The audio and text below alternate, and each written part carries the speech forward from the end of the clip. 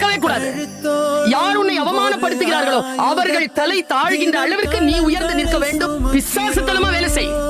தேவதையாக எல்லாவற்றையும் அனுபவிக்கலாம். ஏதேனும் அவமானம் உங்களுக்கு நேர்ந்தால் அங்க வந்து நீங்க அதை லேடரா மாத்துங்க. அங்கிருந்து ஏறணும். நீங்க எவன் நம்மள கொல்லணும்னு சுத்துறானோ அவனுக்கு முன்னால சாகக்கூடாது. சாகலாம், எல்லாரும் சாகலாம். ஆனா எவன் நம்மள கொல்லணும்னு சுத்துறானோ அவன் முன்னால சாகக்கூடாது. நாளை பாத்துக்கலாம். நாளை எப்படி பாத்துக்கலாம்? உயிரோட இருக்கணும்ல.